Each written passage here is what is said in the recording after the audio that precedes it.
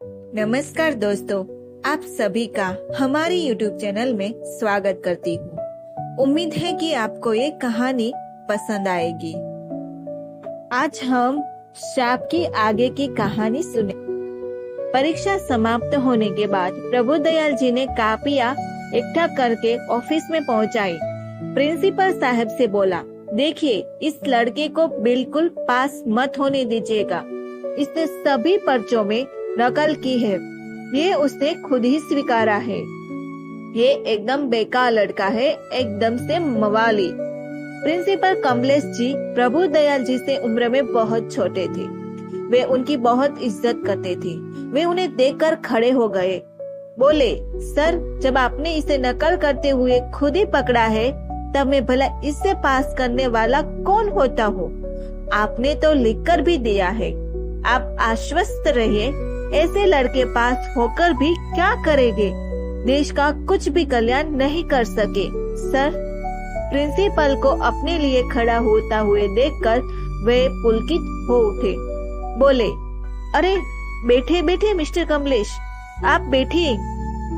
कमलेश जी बोले, सर आप भी तो बैठे। उन्होंने बैठते हुए कहा, आज की पीढ़ी और आपकी पीढ़ी में कितना अंतर है। आप लोग कैसे बुजुर्गों को सम्मान देना जानते हैं। आज मगर मेरा लड़का होता तो आप ही की ही उम्र का होता। कमलेश जी और भी विनम्र हुए होते बोले, मैं भी तो आपके बेटा जैसा ही हूँ सर। भावुक होते हुए प्रभुदयाल जी बोले, हाँ वह तो है ही है, खुश रहो। उसके बाद प्रभुदयाल सर ने उठकर धीरे धीरे घर की ओर चल दिए। वे गौरीगंज मोहल्ले के आखिरी मकान में रहते थे। रामलीला मैदान में से ढलान की तरफ एक कच्ची सड़क जाती थी। उसके दोनों तरफ खेत ही खेत थे। ये कॉलेज से गौरीगंज जाने का शॉर्टकट था। वैसे पहले रामलीला रोड से होते हुए नेहरू चौक जाओ, फिर वहां से कल्पना टाकीज तिराहे से होते हुए गौरीगंज जाओ। ये बहुत लंबा रास्ता था, इसीलिए प्रभुदयाल जी सर घर जाने के लिए हमेशा शॉर्टकट ही पकड़ते थे। एक हाथ से धोती को छोर पकड़े हुए, दूसरे हाथ से बैत घुमाते हुए उसी छोटे रास्ते से प्रभुदयाल सर चले जा रहे थे। उस समय दूसरी पाली का पेपर खत्म हुआ था। कॉपी जमा करते करते और फिर प्रिंसिपल साहब से बातें करते करते उन्हें देर भी बहुत हो गई थी। शाम हो चली थी, अंधेरा गिरने लगा था। खेतों के बीच से गुजरते हुए ठंडी ठंडी हवा लग रही थी। सुबह को दानी पानी की तलाश में गए। पक्षी शाम को वापस अपने अपने नीडों में लौटने के लिए व्याकुल हो रहे थे। उनका कलरव करते हुए अपने घरों दो की तरफ लौटना सुखद लग रहा था। उस समय किसान लोग अपने अपने खेतों में पानी लगाने आए थे। जो सामने पड़ता वही बड़े अदब से उन्हें प्रणाम करता। वे भी दो क्षण को रुककर उसके हाल चाल पूछते। सर्दी का मौसम शुरू हो गया था। हवा में ठंडक हो गई थी। उन्होंने शाल से ठीक से ओढ़ लिया था। वह धीमे धीमे रामचरित मानस की चौपाइयां गुनगुनाते हुए मुक्त भाव से घर की तरफ बढ़े जा रहे थे। रामपाल का खेत समाप्त होने ही एक मोड़ है। उसी मोड़ पर बरगद का एक विशाल पेड़ है। आंखें फाड़कर भी कोई व्यक्ति इस तरफ से मोड़ के उस तरफ नहीं देख सकता।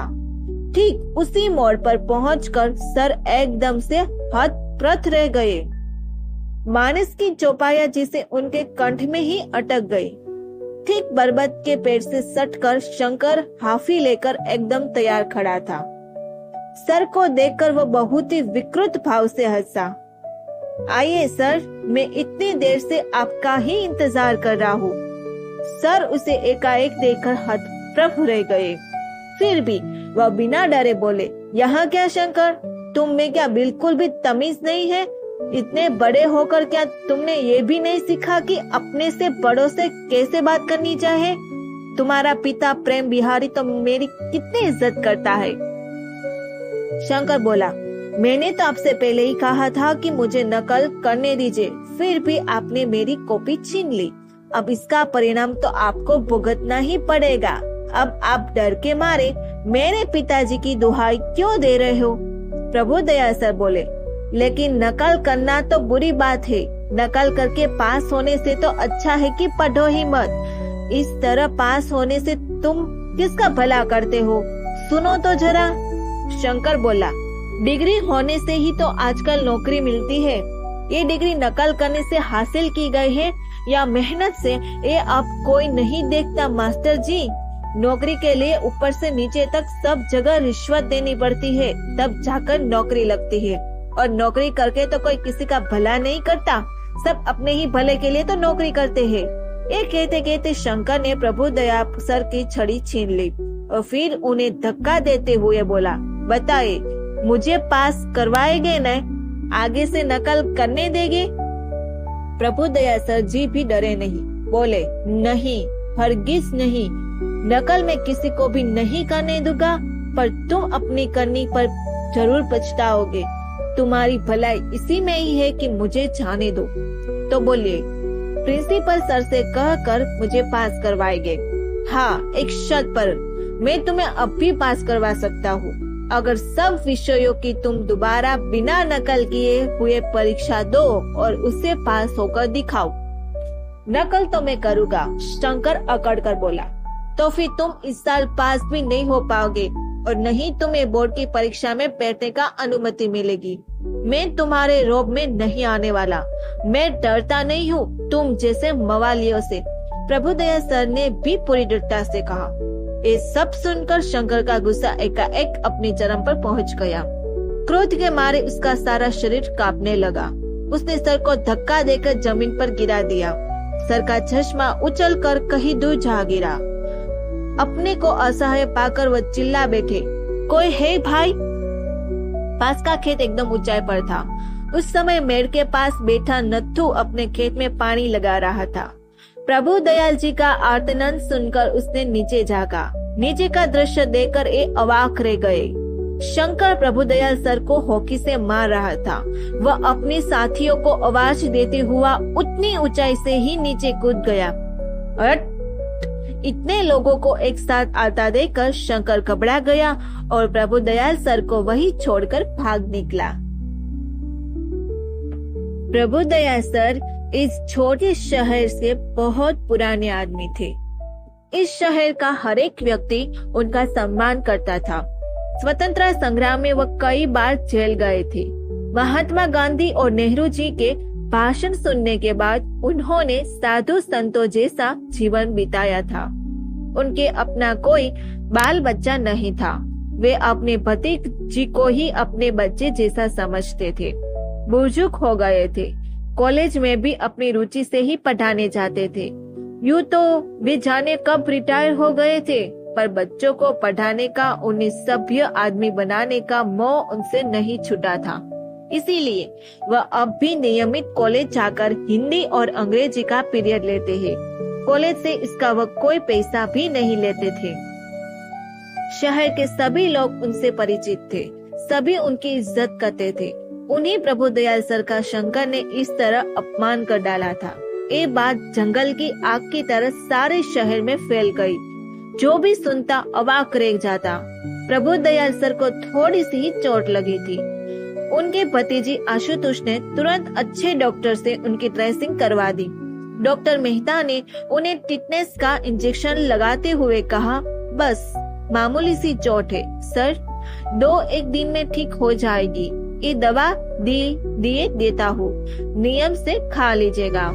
फिर 2 क्षण रुककर बोले, वाह, लड़के का दुस्साहस तो देखिए, कैसा जमाना आ गया है सर। हम लोग तो गुरु को भगवान समझते थे, उनके सामने सिर तक उठाने की हिम्मत नहीं करते, और आज ये सब कितनी शर्म की बात है।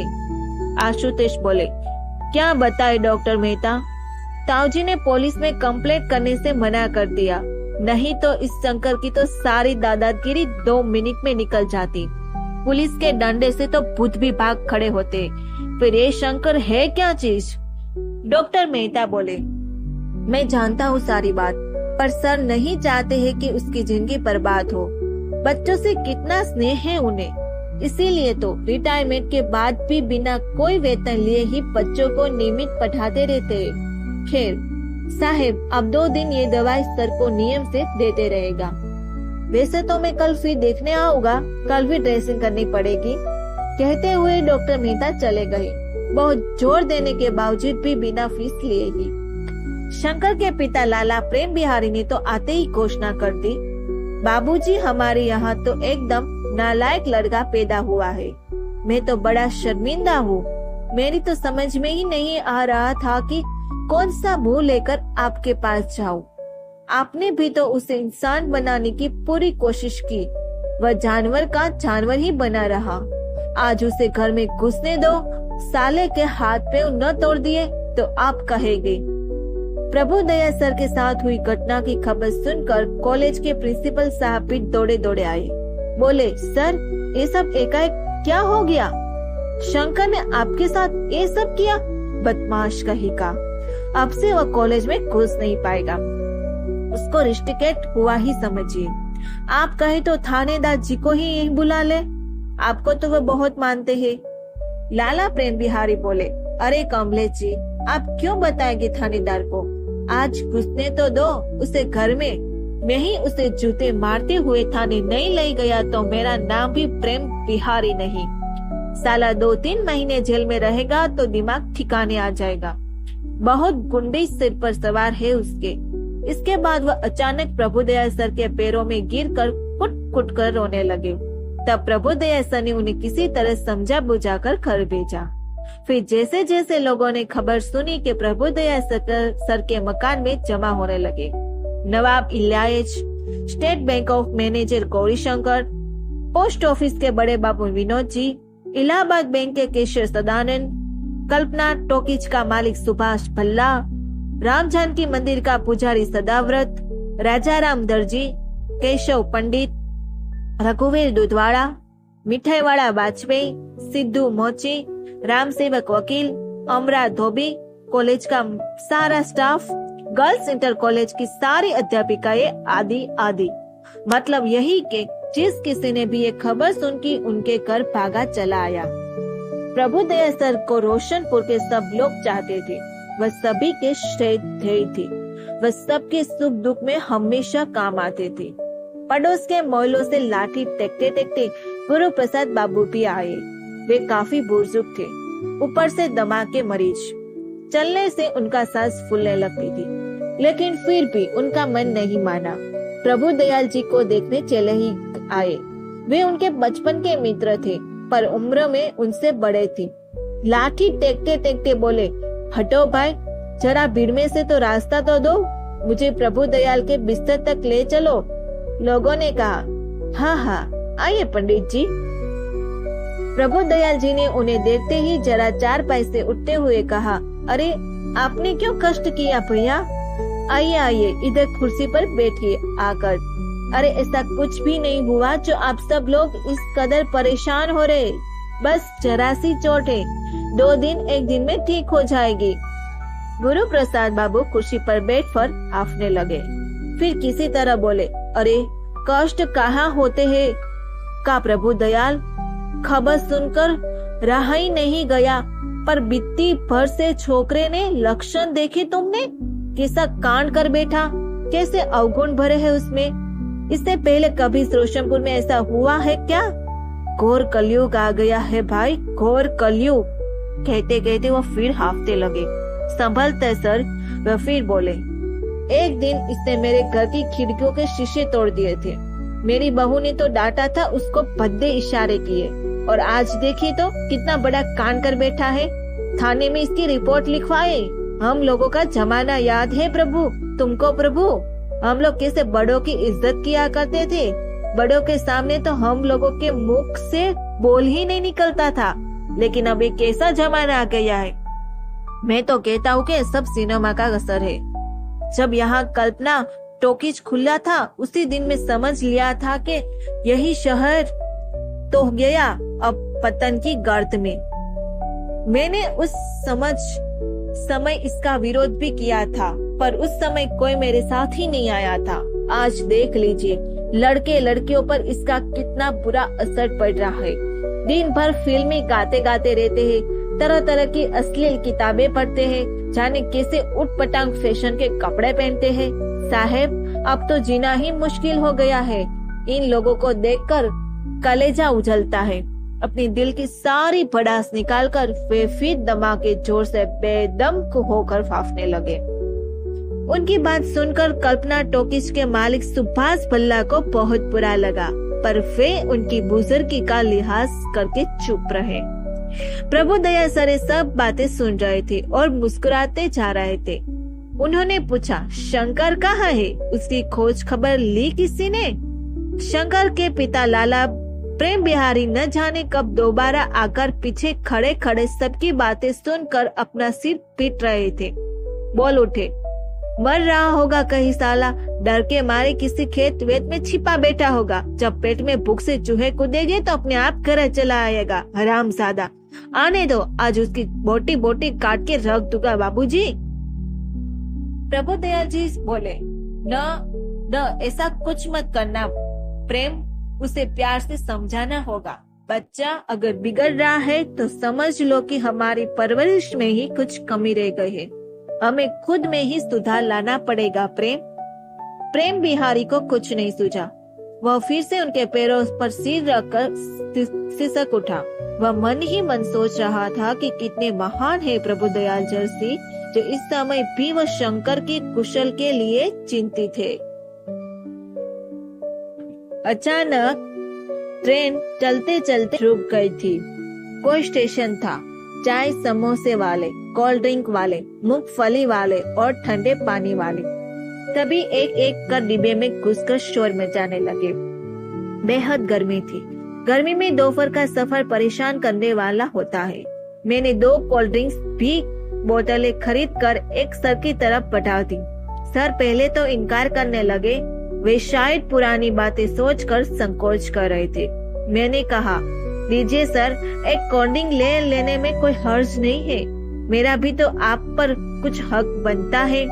प्रकाश नारायण सर मेरी बात सुनकर और भी संकोच में पड़ गए। उन्हें शायद ये बात परेशान कर रही थी कि उन दिनों हम लोग अपने नंबर बढ़वाने के चक्कर में उन्हें कितना कोल्ड ड्रिंक्स पिलाते थे, और एक कोल्ड ड्रिंक से क्यों, कई बार फल वल और ब्रेड बिस्कुट आदि देकर भी उन्हें कृतज्ञ करते थे। और उस इतने बड़े कद्दू का सर ने क्या किया होगा, आज ये बात जान लेने की भी मेरी बहुत इच्छा थी। पर सर को शायद वह सब बातें याद करके आज संकोच सा हो रहा था। आत्मग्लिन सी हो रही थी। अतीत की गलतियां कभी कभी हमें एकाएक शर्मिंदा कर देती है और हमें ग्लानि से भर उठते हैं। थोड़ा सा भी लोभ हमारे जीवन को किसी दिन कलंकित कर सकता है। इसीलिए कहते हैं ना, कभी भी ऐसा काम मत करो जिसके लिए भविष्य में हमें पश्चाताप करना पड़े। उन्हें संकोच में पड़ा देखकर मैंने फिर कहा, सर, इतनी गर्मी में एक कोल्ड ड्रिंक्स ले लेने से हर्ज ही क्या है? आप तो पसीने से एकदम नहा ही गए हैं। कोल्ड ड्रिंक पी लेने से इस गर्मी से थोड़ी राहत मिलेगी। मैंने महसूस किया कि सर ने बड़े संकोच से ही कोल्ड ड्रिंक्स की बोतल ली। अब वे भी मुझे ठीक से पहचान गए थे। कोल्ड ड्रिंक पीते पीते वो बोले, हाँ, अब मुझे याद आया, तुम सब लड़के पातीराम कुचा से सुबह सुबह मेरे पास ट्यूशन पढ़ने आया करते थे ना? मैंने कहा, हाँ सर, आप बिल्कुल ठीक कर रहे हैं। वे फिर बोले, उस उम्र में भी शायद तुम्हें कहानी, कविताएं आदि लिखने का शौक था। कॉलेज के मैगजीन में भी तो तुम्हारी कविताएं छपती थी। अभी कुछ दिन पहले ही किसी बड़ी पत्रिका में मैंने तुम्हारी 2 कविताएं पढ़ी। शायद उनका शीर्षक था प्रेम में औरतें। पत्रिका में तो तुम्हारी फोटो भी छपी थी। तब मुझे लगा था कि ये चेहरा और नाम कुछ जाना पहचाना सा लग रहा है। लो, आज इतने दिनों बाद तुमसे अचानक भेंट भी हो गई। वैसे किसी के मुंह से अपनी तारीफ सुनकर मुझे बहुत अच्छा नहीं लगता है। मेरी ऐसी आदत भी नहीं है। फिर हमारे देश में ही बड़े बड़े मनीषी लेखक है। अफसोस है कि मैं तो लेखन के क्षेत्र में अभी तक कुछ कर ही नहीं पाया हूँ। 2-4 किताबें लिख लेने से और कुछ नामी पत्र पत्रिकाओं में छप जाने पर से ही भला क्या होता है? फिर भला लेखन करके ही गृहस्थी चलती है। पर उस दिन न जाने क्यों सर के मुंह से ये सब सुनकर मुझे खुशी हुई थी, क्योंकि कॉलेज के दिनों में तो मैं उनकी आवारा लड़कों की सूची में शामिल था। उनका चहेता छात्र तो बस एकमात्र विष्णु ही था। उस दिन प्रकाश नारायण सर ने अपनी प्रशंसा सुनकर मैंने न जाने कैसा संतोष का अनुभव किया। ऐसा लगा कि जैसे मेरा ये जीवन सार्थक हो गया। शंकर उस रात घर लौटा ही नहीं, दूसरे दिन भी नहीं और फिर तीसरे और चौथे दिन भी नहीं। रोज सुबह के शाम तक उसकी राह देखी जाती पर शंकर नहीं लौटा। इसी तरह 20 दिन बीत गए पर शंकर का कुछ भी पता नहीं चला। उस दिन सबने उस पर अपार क्रोध किया था, पर धीरे धीरे उन सब का क्रोध न जाने कहाँ चला गया। इतने दिनों से लड़का बेचारा न जाने कहाँ कैसी हालत में होगा, दुखी होकर न जाने क्या कर बैठा हो। सोच सोच कर सबको चिंता होने लगी। रास्ते में लाला प्रेम बिहारी को देखकर कोई पूछ बैठा, शंकर का कुछ पता चला भैया? नहीं, कोई खबर नहीं आई। मर रहा होगा कहीं। गुरुजनों का अपमान करके कोई सुखी रह पाता है भला? लाला बड़े उदास होकर कहते। अंदर ही अंदर उनका हृदय हाहाकार कर रो रहा होता है। उनके बस 2 ही बच्चे थे, शंकर और उसकी छोटी लड़की कामिनी। वह भी न जाने कहाँ चला गया था। भगवान जाने कुछ करना बैठा हो, रेल की पटरी पर जाकर न लेट गया हो, पर ऐसी कोई बात होती तो खबर मिलती। यही सही सोच सोचकर वह संतुष्ट किए थे। तब तो आप उसके लापता होने की सूचना अखबार में दे ही दीजिए, झूठी लिखवा दीजिए कि उसके घर छोड़कर भाग जाने में सदमे के कारण उसकी माँ बहुत बीमार हो गई है। वह जहाँ कहीं भी हो शीघ्र चला आए, कोई उसे कुछ भी नहीं कहेगा। कोई उन्हें ये भी सलाह नहीं देता। लाला प्रेम बिहारी बेचारे क्या कहते, वे अनमने से होकर दुकान की तरफ चले जाते। कभी कभी कहते, ठीक ही तो है कि वह खुद ही घर कहीं चला गया। ऐसे लड़के से तो निपुत होना ही ठीक है भैया। और इसकी माँ के बारे में झूठ क्या लिखवाना, वह तो सचमुच में ही रो रो कर अधमरी हो गई है बेचारी। जाने कब से खाना पीना छोड़ा है। वे सज्जन चिंतित हुए, फिर कहते, तब तो आपको अखबार में उसके गुमशुदा होने की इज़्ज़तहार दे देनी चाहिए।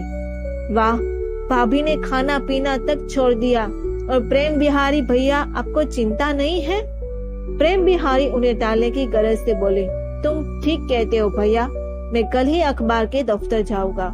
दूसरे दिन घर से निकलते फिर उन्हें कोई टोक देता, प्रेम भैया, शंकर के बारे में कोई खबर मिली? नहीं, अभी तक नहीं। लड़का को गए तो कई दिन हो गए। कहीं किसी रिश्तेदार के घर तो नहीं चला गया?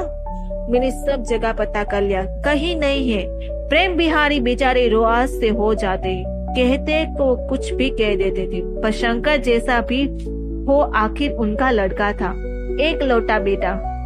हरदम उनका हृदय अंदर ही अंदर कलपता रहता था, कहीं नहीं है। नहीं? तब क्या? कम से कम उसके भाग जाने की रिपोर्ट तो थाने में लिखवा देते, पुलिस उसकी खोज खबर तो लेती। क्या लिखवा दूं? यही के गुरुजनों पर 8 हाथ उठाकर भाग खड़ा हुआ है मेरा नालायक बेटा। अब छोड़ो उस बात को प्रेम बिहारी भैया। क्यों छोड़ू? मेरा एक ही लड़का था, वह भी गुरुजनों का अपमान करके लापता है। उसने तो शहर भर में मेरी नाक ही कटा दी है।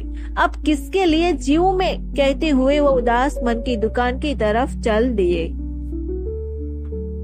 उस दिन शंकर ने दूर से ही कर मास्टर प्रभु दयाल जी के घर की तरफ नजर रखी थी। रोशनपुर के सब लोग आवेश में भागते हुए मास्टर साहब के घर की तरफ जा रहे थे। फिर उसने अपने पिताजी को मास्टर साहब के घर की तरफ जाते देखा। ये बहुत ही नाराज लग रहे थे। प्रभु दयाल सर के घर से थोड़ी दूर एक उजाड़ के स्थान में छिपा वही टकी लगाए सब कुछ देख रहा था। उसके प्रिंसिपल साहब आए, पुत्र पहलवान आया, राजा गंगावर आया, नवाब की हवेली से नवाब इलिजिया आए, स्टेट बैंक के मैनेजर गौरी शंकर आए, पोस्ट ऑफिस के बड़े बाबू विनोद जी आए, इलाहाबाद बैंक का केशव सदानंद आया, कल्पना टॉकीज का मालिक सुभाष भल्ला आए, राम जानकी मंदिर का पुजारी सदाव्रत आया, राजा राम दर्जी आया, केशव पंडित आया, रघुवीर दूध वाला आया, मिठाई वाला वाजपेयी आया, सिद्धू मोची आया, राम सेवक वकील आए, अमराज धोबी आया, कॉलेज का सारा स्टाफ आया, गर्ल्स इंटरनल कॉलेज की सारी अध्यापिकाएं आई और शहर का सबसे बड़ा बदमाश मिंटू भी आया था। इस सब देखकर शंकर सचमुच बहुत डर गया था। उसने तो मास्टर साहब को नितांत अकेला ही समझा था, वे और उनका भतीजा आशुतोष बस। लेकिन यहाँ तो इस कस्बा शहर की सारी बस्ती ही उनके साथ थी। इतने लोगों का भला वह कैसे सामना कर सकता था? डर के मारे वह कांप उठा। वह समझ गया कि अगर आज वह घर गया तो उसकी खैर नहीं, बहुत पिटाई होगी, और अगर उसे पुलिस पकड़ कर ले गई तो वह तो उसके हाथ पैर ही तोड़ देगी। यहाँ के पुलिस इंस्पेक्टर तो सर को पढ़ाया हुआ है, जब भी मिलता सर के पैर छूता। अब उसे समझ में आ गया था कि आज वह एकदम गलत आदमी से भिड़ गया है। देखने में तो वह दुबला पतला व्यक्ति है, पर उसका प्रभाव सारे कस्बों के वासियों पर है। आज उसे महसूस हो रहा था कि सचमुच सच्चाई में भी बहुत ताकत होती है। आदमी अपने आत्मबल के सहारे भी विजय प्राप्त कर सकता है। इसी आत्मबल के सहारे ही तो एक दिन गांधी जी जैसे दुबले पतले आदमी ने अंग्रेजी साम्राज्य से लोहा लिया था। यही सब सोचते सोचते वह धीरे धीरे स्टेशन की तरफ बढ़ने लगा। उस समय तक रात के 11 बज रहे थे। रोशनपुर का सारा बाजार बंद हो चुका था। फिर भी वह छिपाते आगे बढ़ रहा था कि कोई उसे देख न ले। इस समय वह बहुत ही डरा हुआ था। वैसे भी इस कस्बे में लाइट बहुत कम रहती थी। इस समय भी चारों तरफ धूप अंधेरा छाया था। स्टेशन पर एक गाड़ी कहीं जाने के लिए बिल्कुल तैयार खड़ी थी। वह अब तक जैसे उसी का इंतजार कर रही थी। उसने स्टेशन पर पहुंचते ही उसने सीटी दी।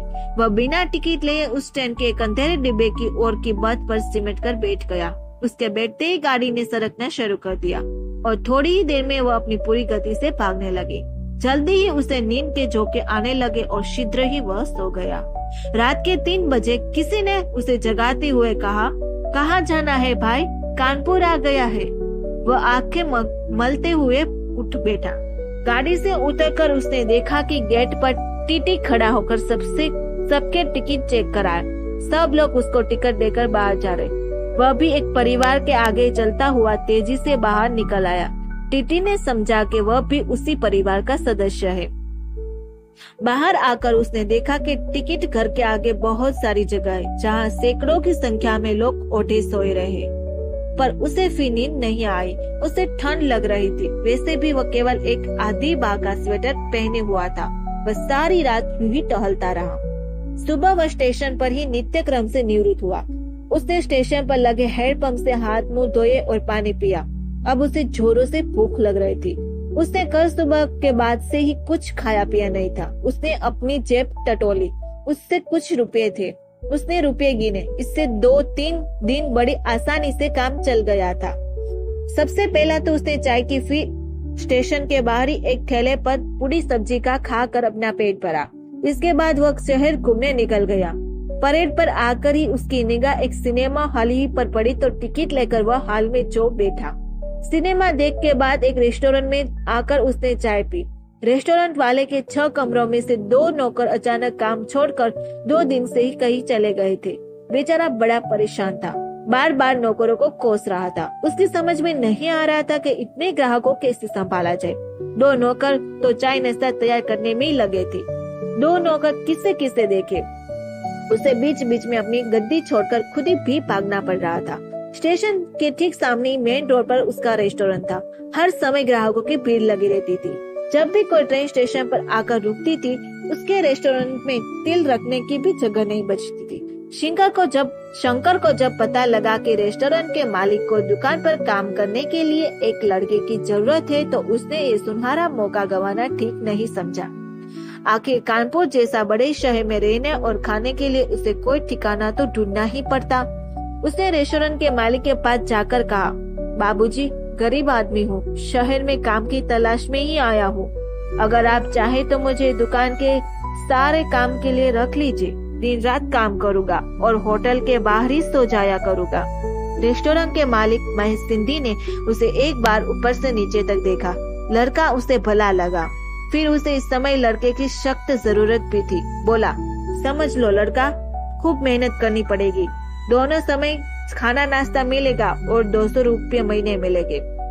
शंकर तुरंत तैयार हो गया। बोला, मेहनत करने ही तो गांव से शहर आए हो, आपको कोई शिकायत का मौका नहीं दूंगा साहेब। महेश सिंधी फिर बोला, चोरी वोरी तो नहीं करेगा?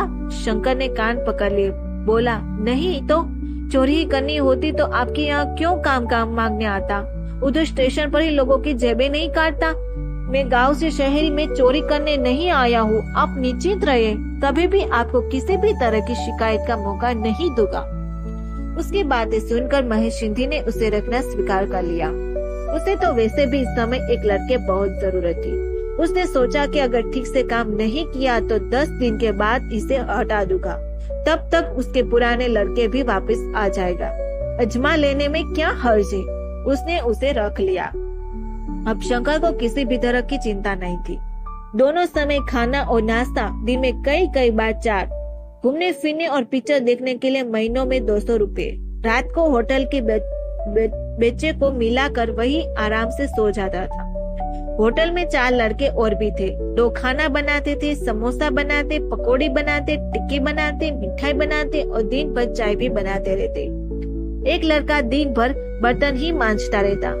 शंकर एक दूसरे लड़के का काम था ग्राहकों से ऑर्डर लेकर उनकी मेज तक सामान पहुंचना और सर्विस देना, फिर पाई का हिसाब महेश सिंधी को समझाना। इसके लिए थोड़ा पढ़े लिखा होने की जरूरत थी। इन 5 लड़कों में शंकर और पिंटू ही पढ़े लिखे थे। शंकर तो तुरही जोड़कर सारा हिसाब महेश सिंधी को समझा देता, लेकिन पिंटू बहुत देर तक हिसाब किताब छोड़ता रहता। इसीलिए बड़ा ऑर्डर अक्सर वही ले लेता था। मजाल के क्या कि हिसाब में जरा सा भी गोलमाल हो जाए। शंकर सारा काम बहुत ही मेहनत से करता था। इंटर तक पढ़ा लिखा तो था ही, बस परीक्षा देने ही तो बाकी रह गई थी। इसीलिए ग्राहकों से बहुत ही सभ्यता से बात करता। अच्छे घर का खाता पीता लड़का था, इसीलिए चोरी चपाटी भी नहीं करता था। 15 दिनों के अंदर ही महेश सिंधी का विश्वास उस पर इस कदर जम गया कि दोनों पुराने लड़कों को लौटते ही उसने उसे होटल से हटाकर अपने घर पर रख लिया। अब वह घर के कामों में उसकी पत्नी मालती की मदद करता था। झाड़ू लगाता, कपड़े धोता, बाजार के सब्जी एवं अन्य सौदा ले आता। मालिक के छोटे बेटे का स्कूल पहुंचा और ले आता और फुर्सत के समय में खुद भी पिक्चर देखने चला जाता था। यह सारे कानपुर भर में घूमता फिरता। एक दिन वह अपना सामान रखने के लिए एक संदूक लाया। चोरी छिपे स्प्रिंग वाला चाकू लेकर आया।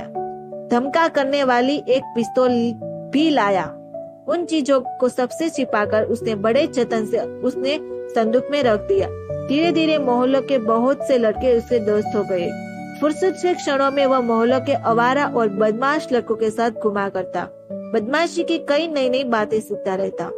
उसे इन सब से न जाने कैसा आनंद आता था। महेश सिंधी को अपनी दुकान से ही फुर्सत नहीं रहती थी। उसे इन सब बातों का कुछ भी पता नहीं रहता था। उसकी पत्नी भी शंकर से बेहद खुश थी, क्योंकि घर का सारा काम शंकर बहुत ही मेहनत, ईमानदारी और फुर्ती से करता था। वह घर के सभी लोगों के साथ बहुत ही विनम्रता से पेश आता था।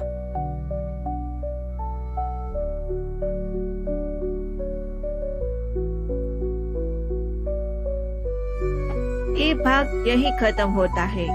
आगे की स्टोरी सुनने के लिए हमारा अगला वीडियो का इंतजार करें। ऐसी कहानी सुनने के लिए इस चैनल को सब्सक्राइब, लाइक, कमेंट और अपने दोस्तों को शेयर जरूर करना।